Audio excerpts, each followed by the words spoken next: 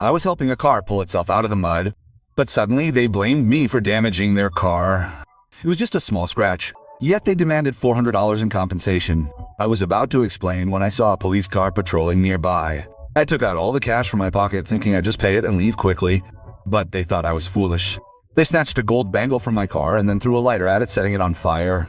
Little did they know I was no ordinary man. I had just committed an armed robbery at a jewelry store with my accomplices. The entire city was searching for us and the news had spread everywhere. We were rushing to a secluded area to exchange the gold bars for cash. On the way, we encountered this same couple. They were anxiously gesturing for me to stop and begging for help.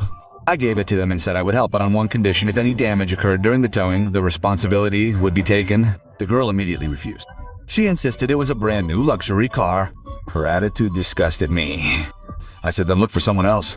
But her boyfriend kept explaining that they'd been stuck for hours. His family was waiting.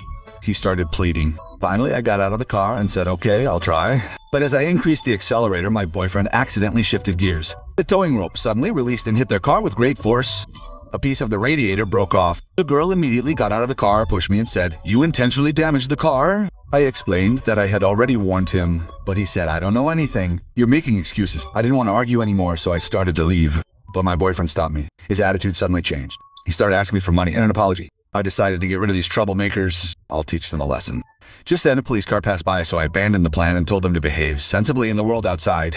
Don't assume you're right about everything. The girl said angrily, "This idiot is running away from his responsibilities." I reluctantly took out all the cash and tried to end the matter. But surprisingly, he complained about not having enough money and threw my wallet on the ground. As soon as I bent down to pick it up, he asked me for more money. At that very moment, the girl quickly went to my car, opened the door, and was delighted to see my gold bangle inside.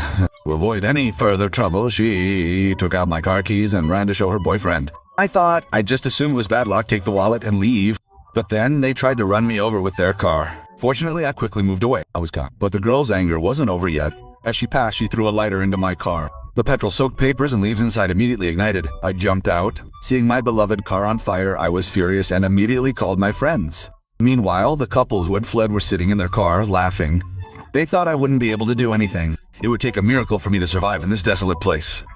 Little did they know that their arrogance was about to become their worst nightmare.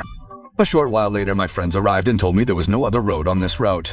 I vowed to punish this couple with a punishment worse than death, and that's exactly what happened.